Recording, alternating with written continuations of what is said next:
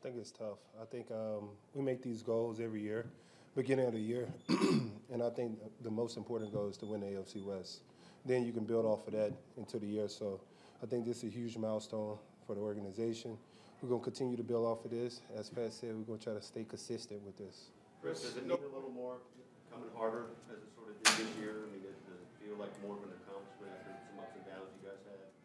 I think it's anytime you're able to win a division, when we got so many good competitive teams in our division, the Raiders, who we lost to last week, the Denver Broncos, who we took an L to this year. We got so many competitive groups in this division to be able to win it 8 times consecutive. It shows you about the leadership we have in this building, the coaches, and the individuals that we have on this team. And does that kind of feeling of that achievement, does that, you think, do something for you guys just mentally going forward? I mean, does it feel like, okay, we got a little reset going from this? Yeah, I think you get momentum anytime you get a win and beat a tough team. Cincinnati Bengals, they've been on a roll. I think their quarterback, he leads the league in the most passing percentage as a player for the first 5 games. So he's been on the road. That team's been on the road for us to beat a high-quality team, a good quality team, actually, at that. It's a lot of momentum coming off of that. Chris, no points in the second half. What ended the adjustment from halftime to get the second half and shut it down? I think it was mainly stopping the run. It came out early in the first half. Ran the ball, play action pass, opening up with the tight end, play action pass. Run the ball again. They got the running back wide open in the red zone. I think once we honed in on that, eliminate the big play runs, and we got after it. Hey, Chris, can you take us through the sequence of 4 sacks and 5 snaps? You had one of them. Oh, I was tired. It was tough, man. I think guys seen that opportunity to seize the moment. George Karlaftis, Charles Omenihu. We got Jay Reed, who got 2 of them. I don't like that. I'm not for a DB getting sacks, but it was all good. I think we just got after it. We knew it was an opportunity to close the game, close game at that.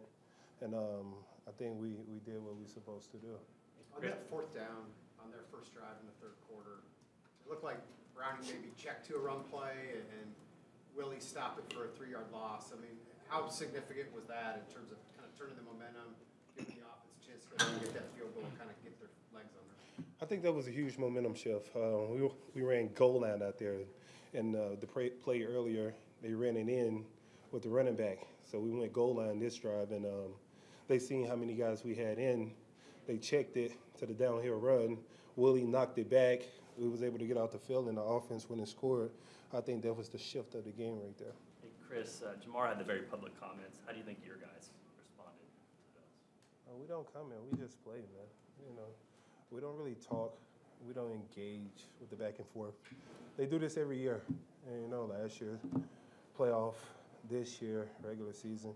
I mean, but kudos to Snead. Every top receiver that's came in this, we played against, Snead have held his own.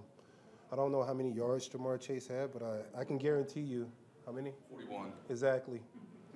Exactly. I'm just saying, and Snead, yeah. There was a little first half they caught on the cameras, a little frustration on the sideline. Looked like you had to go talk to Willie. There was a little jawing back and forth. Were you guys a little bit frustrated early? No, man. We're just so competitive, and with the competitiveness going on, a lot of guys, it can look bad, but it's not as bad as it seems, right?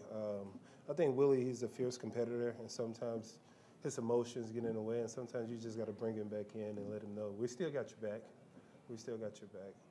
I asked Patrick the same question, but as far as, week 18, it doesn't look like it's going to have a huge impact on your seeding.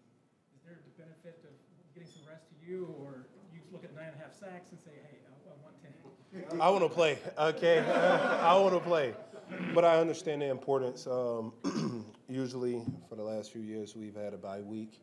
And with the new CBA, they kind of changed this year. So if Coach Reed decides to rest us, I'll more than likely take the rest. I mean, I can use a week off. I feel a few nicks and bruises, and I'm quite sure our team can use it.